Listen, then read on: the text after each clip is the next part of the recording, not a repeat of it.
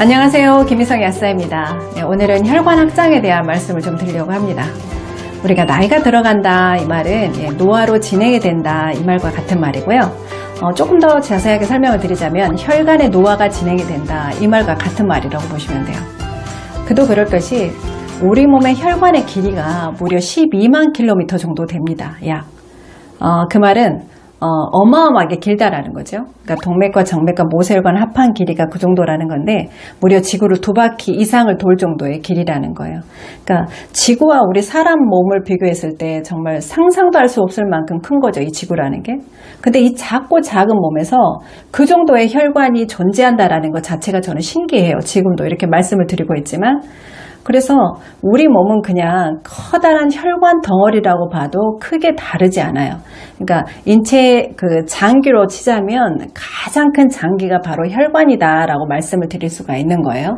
그래서 그런 만큼 우리가 건강하기 위해서 또는 오래 살기 위해서 가장 관심이 많은 게 바로 이 혈액순환이라는 거죠. 그래서 혈액순환에 좋은 의약품, 혈액순환에 좋은 건강기능식품, 혈액순환에 좋은 음식을 찾아서 열심히 드시고 있는 거예요. 이 혈액순환이 잘 되기 위해서는 우리 몸에서 3가지 조건을 만족해야 된다고 제가 전에도 여러 번 말씀을 드렸는데 그 중에 하나가 혈관의 탄력이 좋아야 된다라고 그랬어요. 그러니까 혈관이 탄력이 좋아야 적절하게 확장이 되고 적절하게 확장이 된 후에는 다시 수축이 될 수 있는 거죠. 그래서 확장과 이완이 반복이 되면서 혈행이라는 게 이루어질 수 있는 거니까.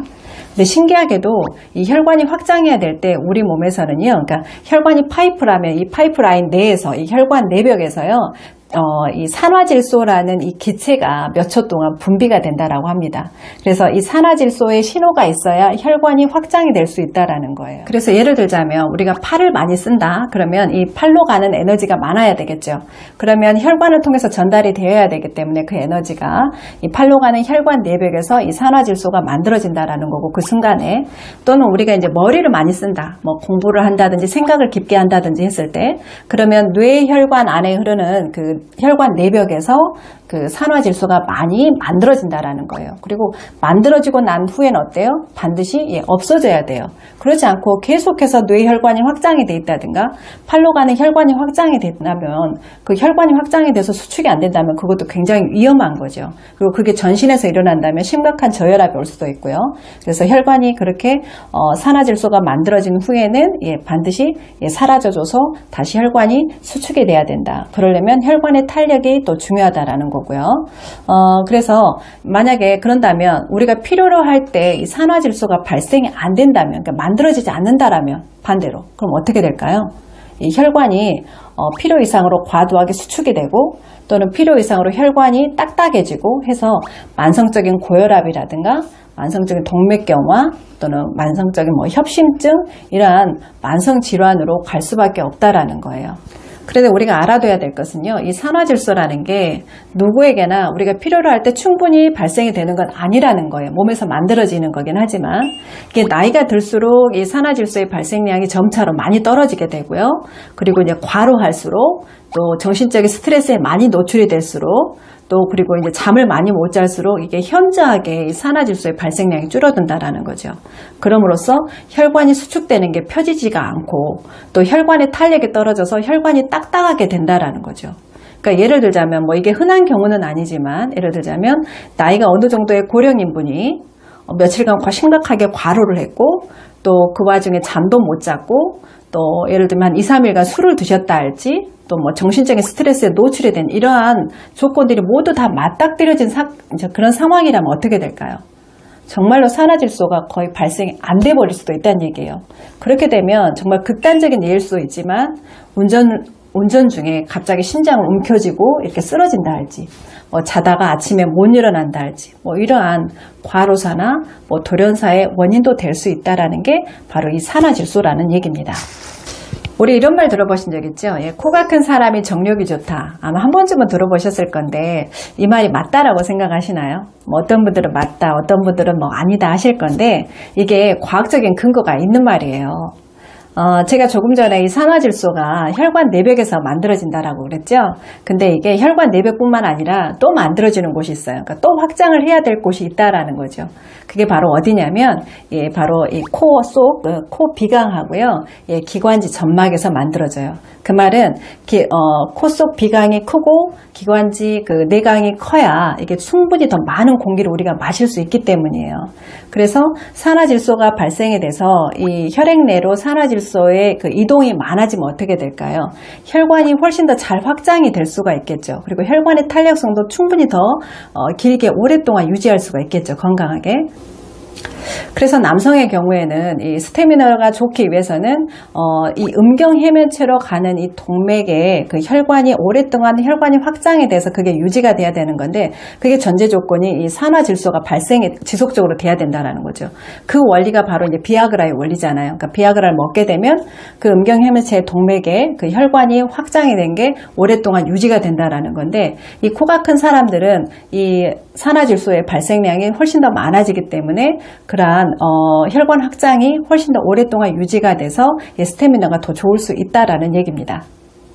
그리고 또 한 가지는 이 협심증 치료제인 니트로글리세린이라는 약 아시죠? 평소에 협심증 있으신 분들은 항상 응급으로 이렇게 조그만 약병에 아주 작은 알약들을 몇 알 가지고 다니시거든요. 그래서 갑자기 이렇게 극심한 쥐어짜는 통증, 협심증 증세가 있을 때 얼른 혀 밑에 놓고 이렇게 드시는 건데, 이게 그 순간 드시게 되면 몇 초 안에 이 혈관이 확장이 되면서, 그러니까 니트로글리세린이 결국은 이게 산화질소를 빠른 시간 안에 발생을 시키는 그런 약물이거든요. 그래서 혈관이 확장이 돼서 이 협심증의 통증을 벗어나게 해주는 이제 그런 약물로도 쓰입니다. 그래서 이 산화질소가 충분히 생성이 된다는 것은 이 인체의 모든 기관이 건강하게 하기 위한 가장 첫 번째 조건이라는 생각이 들고요. 이 산화질소에 대한 관련 논문만 해도요, 이게 무려 수만 건에 이르러요. 그동안 나온 논문만 해도. 그래서 이걸 보면 얼마나 많은 학자들이 이 산화질소에 대해서 관심을 갖고 있는지 알 수 있는 부분이기도 하고요.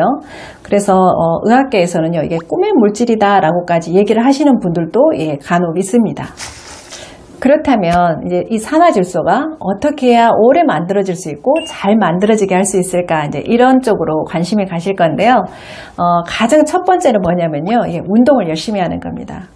아까 제가 잠깐 말씀을 드렸죠. 우리가 팔을 쓸 때는 팔로 가는 혈관에서 산화질소가 발생하고, 머리를 쓸 때는 머리에서 산화질소가 발생이 된다라고 그랬죠. 생성이 된다고.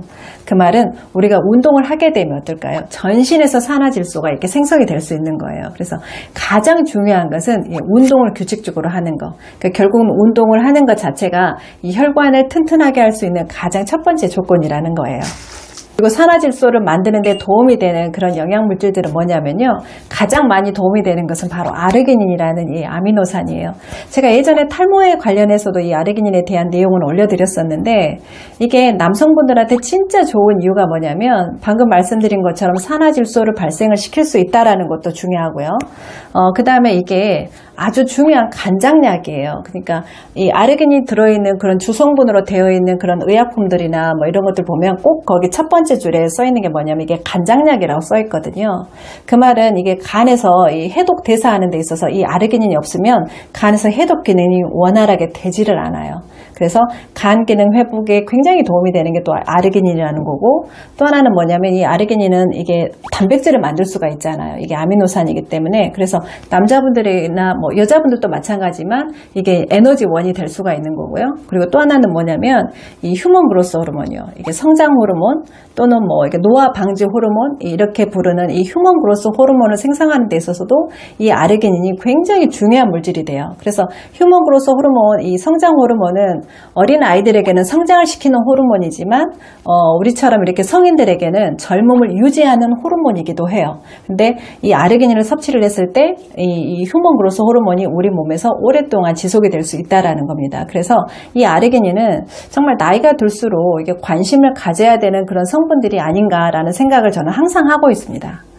그리고 시트룰린이 도움이 될 수 있는데요. 이 운동 헬스 하시는 분들은 시트룰린 드시는 분들이 꽤 많으실 거예요. 이게 이제 아르기닌의 전구 물질이에요. 그래서 같은 이유로 이 산화질소를 발생을 시킬 수 있고, 또 이게 아미노산이라서 근육을 생성하고 에너지를 얻는 데 있어서 도움이 될 수 있는 또 그런 영양소입니다. 그리고 이제 은행류 추출물 있죠. 우리 혈액순환제로 알려진 이 은행류 추출물이 또 다른 혈액순환제에 비해서 산화질소를 잘 생성을 시킨다라는 그런 또 연구가 있고요. 그리고 이제 항산화제 중에서는 이 포도씨 추출물 있죠. 이 포도씨 추출물이 또 산화질소를 잘 생성을 시킨다라는 또 그런 연구도 있고요. 그리고 이제 음식 중에서는 이 비트 있죠. 이 비트가 이제 고혈압 있는 분들은 아마 드시는 분들이 많으실 거예요. 근데 이제 비트가 이제 고혈압에 좋은 효과를 볼 수 있는 이유가 바로 이 비트 속에는 이 질산염이 이 산화질소를 생성할 수 있는 원료가 된다라는 겁니다. 그리고 또 한 가지는 뭐냐면 많이 좋아하시는 복분자 있죠. 맛도 좋고 효능도 좋은 이 복분자 속에 있는 이 폴리페놀계 항산화 성분이 이 산화질소를 만들어내는 이 효소를 활성화시키는 능력이 매우 뛰어나다라고 그래요. 그래서 복분자를 꾸준히 드시는 분들은 무려 산화질소의 생성량이 무려 3배까지 올라간다라고 합니다. 그러니까 맛도 좋고 건강에도 좋으니까 복분자 평소에 또 많이 드시고요. 그리고 여성분들이 좋아하는 석류즙 있죠. 이 석류즙에도 이 산화질소를 생성할 수 있는 그런 능력이 매우 뛰어나다라고 하니까요. 또 맛도 좋고 해서 석류즙도 평소에 많이 드시면 도움이 많이 되실 것 같습니다. 오늘은 제가 이 강력한 천연혈관 확장제인 이 산화질소에 대해서 설명을 드렸는데요.